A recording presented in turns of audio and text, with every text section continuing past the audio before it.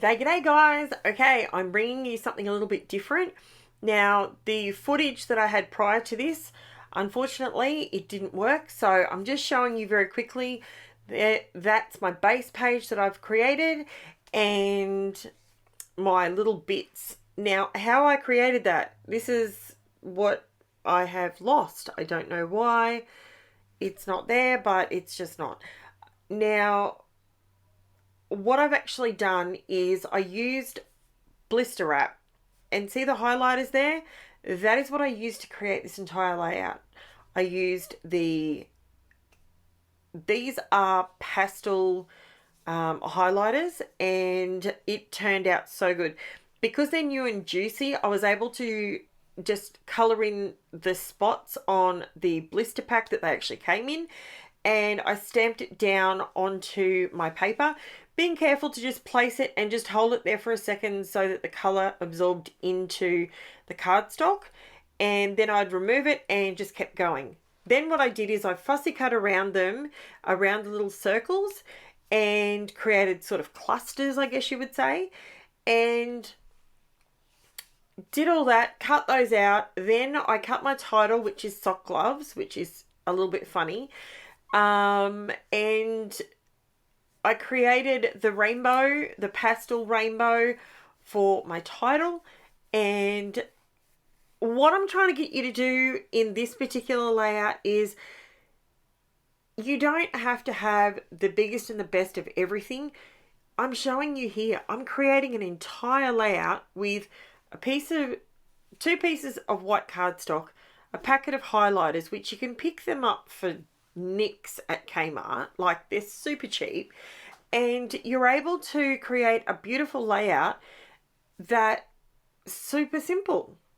Now, I am using my Distress Oxide here to colour my background because it was quick and easy, but if you don't have Distress Oxides, you could use paint, you could use watercolour, you could cut it out in black cardstock. The list goes on. You really could use anything on it. You could do coloured pencils on it if you wanted to. So I'm wanting to get you to start looking at your supplies that you have already.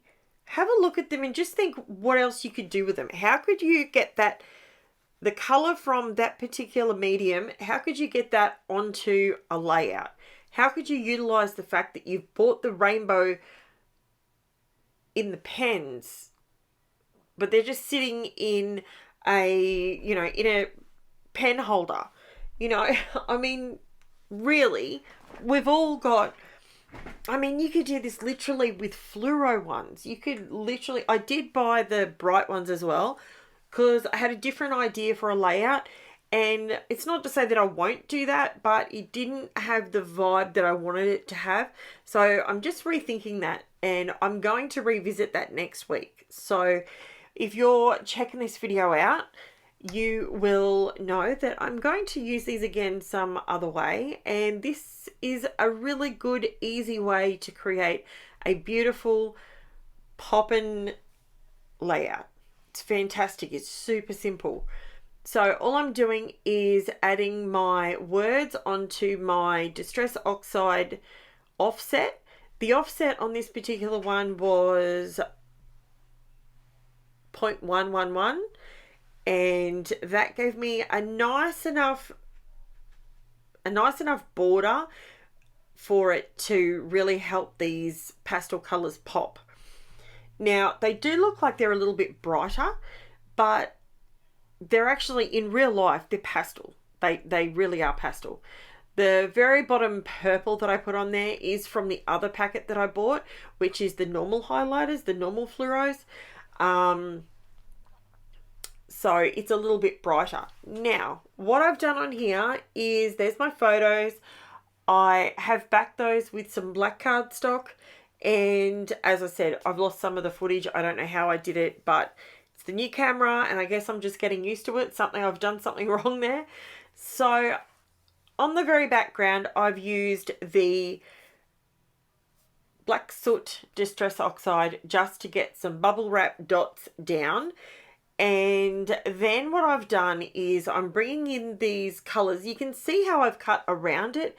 just to get odd shapes. That's basically all I was doing, just to see what I could create.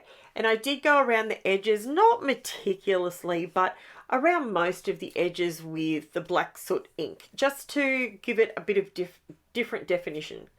Now, the other thing that I've done on this layout that I have never done before is I've actually done my journaling, and I've put it through my Cricut, and I've actually written my journaling quite boldly, and I'm using that as part of the balance in my layout. So what I'm actually doing is, so I've got the black writing at the bottom, I've got black repeated behind the photos, and then I've got the black soot dots, as well as I went around the edges with black.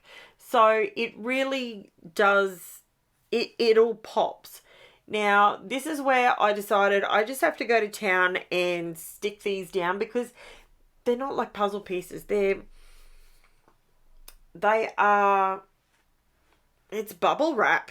That's all I can say. It's bubble wrap. So it's super duper easy to do, and it's something that I think any of us could do if you've got a bit of old bubble wrap hanging around. And I want to try and bring you guys different things, different ways to look at the products you already own. And that's something I'm really big on, because whilst I do buy new stuff all the time, I'm forever buying new bits and pieces. But I think at the end of the day, we also need to be mindful of how much product we're buying versus how much you already have. I mean, my place looks like a shop, to be quite honest with you. Which I'm extremely happy that I have all this stuff at my fingertips. But you just got to be mindful. If you're spending lots of money on product, then you need to be justifying that by using it. So that's something I really want to drive home for everybody, is use your product. Use what you have. So I'm just going around with some circle dots. These are just foam dots. These ones are from Crafts Online, and they were the stick something. I can't even remember the brand. Stickmaster? Maybe it's Stickmaster. I could be wrong. I'm not going to go rifling because it will sound terrible. Where I've got my stuff sitting at the moment, I've got to move very noisy things to get to it. So, sorry, I just needed a drink. I'm doing a few voiceovers in a row. So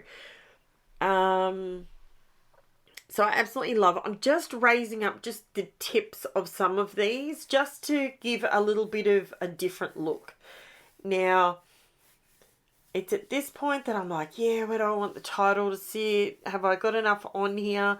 I did think about it completely after the fact, after it was all recorded, and I did think that maybe I could have gone and created more of a drop shadow on the coloured light of the coloured dots, and I probably could have done it on the black ones as well.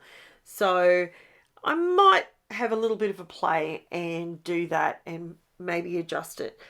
I am going to do a layout share probably over the weekend.